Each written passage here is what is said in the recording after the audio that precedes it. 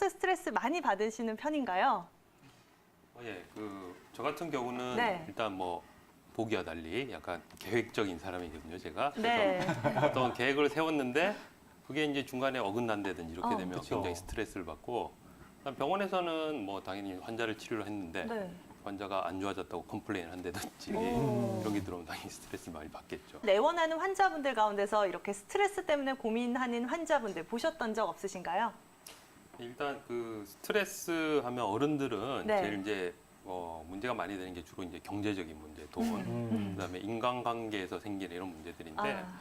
흔히 이제 우리가 화병 이런 얘기를 많이 하잖아요. 그쵸. 그래서 화병이라고 하면은 쉽게 말하면 이제 한의학적으로는 기가 약간 우울했다 이런 느낌을 주는데 보통 이제 우울증에 비슷한 그런 용어로 많이 쓰게 되거든요. 네. 그래서 화병은 사실은 이제 우리나라에서 어떤 문화적인 특성이 여자들은 뭔가 참아야 되고 인내를 해야 되고 그쵸. 스트레스를 받아도 그걸 뭐 곧바로 푼다든지 이런 게 미덕이 아니기 때문에 그런 게 오래 쌓이면 이제 나타나는 증상이 많아요. 그래서 네. 이제 보통 보면 뭐 목에 뭐가 걸려 있다든지 가슴에 불덩어리 같은 게 있다든지 여기 기운이 이렇게 위로 확 치밀어 오른다든지 이런 증상들이 많은데 저희 이제 환자분 중에 이제 가슴에 통증을 굉장히 호소하시는 분이 있었어요. 그러니까 온갖 검사를 했는데 가슴이 굉장히 아프고 네. 답답하고 죽을 것 같고 이런 느낌이 있었는데 병원 가서 검사를 하면 뭐 심장에도 전혀 문제가 없고 목에도 전혀 문제가 없고 그렇죠. 근데 이제 이분이 이제 한 50대 여성분이셨는데 네.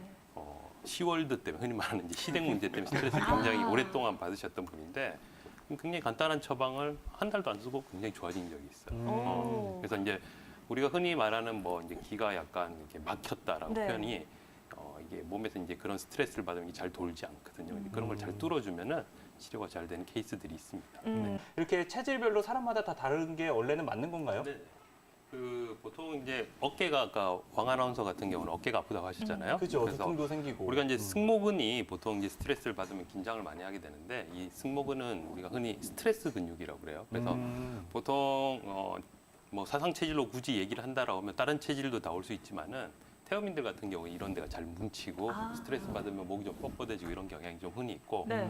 그다음에 이제 빅나리 아나운서 같이 네. 신경을 쓰면은 소화가 잘 안 된다. 네. 이러면 자율신경이 어쨌든 좀 예민하신 거거든요. 아. 그래서 이제 그런 분들 같은 경우는 네. 아까 얘기했듯이 이런 데를 좀 풀어준다든지 배가 아프시면은 뭐 찜질을 한다든지 이런 것도 도움이 좀 될 수가 있겠죠. 그래서 사람마다 스트레스를 받았을 때 뭐 머리가 아프거나 어깨가 결리는 사람도 있고 위장 쪽에 문제가 생기는 사람도 있고 안 그러면 이제 정신과적으로 뭐 잠이 안 온다든지 심장이 두근두근 한다든지 이런 걸로 심하게 오는 사람도 있거든요. 네. 그런 체질도 특정이 있어요. 특정 체질에서 이제 그런 정신과적인 문제가 잘 오는데 어떤 분들 여성분들 같은 경우는 이제 생리 쪽으로도 문제가 많이 생기잖아요. 그렇죠. 그래서 저는 많이 임상에서 보지는 않지만 여기 네. 계신 원장님 중에 아마 그런 경험이 되게 많으실 건데 어쨌든 여성분들 같은 경우는 생리나 이런 쪽도 굉장히 밀접한 연관이 있다 이렇게 볼 수가 있겠죠. 마지막으로 이런 환자분들은 앞으로 어떻게 관리를 하면 좋은지 좀 이야기를 나눠볼까요? 일단 뭐 스트레스를 받으면 아까 얘기했듯이 이제 여러 가지 신체 증상이 나타날 수 있는데 실제 이제 뭐 임상에서 보면 스트레스를 많이 받았을 때 아까 그런 각각의 증상들 뭐 위장 증상이라든지 정신과적 증상이라든지 이런 것도 있고 전체적으로 보면은 이제 그런 걸 많이 받게 되면 흔히 말하는 이제 면역력 이런 것들 많이 떨어지는 그쵸. 경우가 많거든요. 그래서 뭐 감기가 더 잘 걸린다든지 어떤 병이 더 잘 안 낫는다든지 안 그러면 내가 갖고 있었던 어떤 알레르기 질환이나 이런 것들이 더 심해지는 경우가 굉장히 흔히 있기 때문에 스트레스를 많이 받았을 때는 당연히 이제 적정 증상이 있으면은 치료를 하는 게 좋고 만약에 이제 그런 게 여의치 않을 경우에는 어떤 뭐 충분한 휴식을 취한다든지 안 그러면은 뭔가 스트레스를 풀 거리 뭐 예를 들어 취미 활동을 한다 이런 걸로 해서 증상을 개선시키는 게 꼭 필요하다고 볼 수 있겠죠. 양태규 원장님, 앞서서 이야기한 내용 이외에도 또 우리가 참고하면 좋을 이야기들 어떤 것들이 있을까요?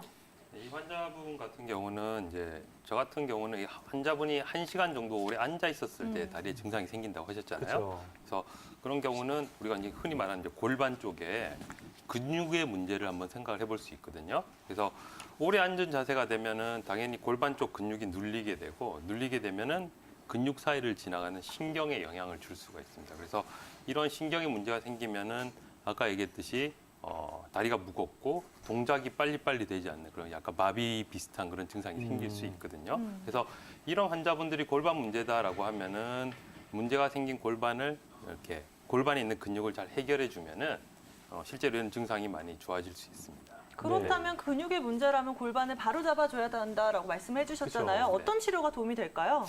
일단 그 근육의 한방 치료는 일단 근육에 침을 좀 놓아서 일단 뭉쳐진 근육을 좀 해결해 주는 게 가장 좋은 방법이다 볼 수 있고요. 그다음에 근육이 이렇게 틀어져서 문제가 생기는 거는 골반이 돌아간 경우가 많거든요. 그래서 일단 골반이 문제가 있는 경우는 추나요법이나 이런 걸 통해서 골반을 해결해 주는 것이 이게 다시 재발하지 않는 그런 중요한 치료법이다 이렇게 얘기해 줄 수 있을 것 네, 같습니다. 근육의 문제라서 골반이 틀어졌을 경우에는 추나 요법이 효과적이라고 하니까요. 이런 점들 참고하시면 좋을 것 같은데요. 그렇다면 만약에 단순한 근육 문제가 아니라면 또 어떤 증상을 의심해 볼 수 있을까요?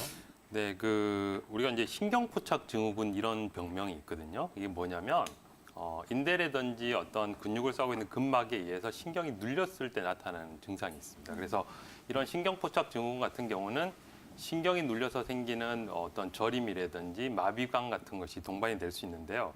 보통 이제 팔이나 다리 쪽 관절 쪽에 있는 인대라든지 근육에 의해서 눌리는 경우가 많거든요. 그래서 제일 흔한 게 이제 뭐 많이 들어보셔서 아시겠지만 수분관 증후군이라고 손목에 이렇게 인대가 증식이 네. 돼서 신경을 누르는 경우가 있거든요. 이런 것들이 다 신경포착 증후군이다 볼 수 있고요. 아까 광범위하게 보면은 이 환자분 같은 경우도 골반 쪽 근육에 문제가 돼서 신경이 누르기 때문에 비슷한 개념으로 볼 수가 있습니다.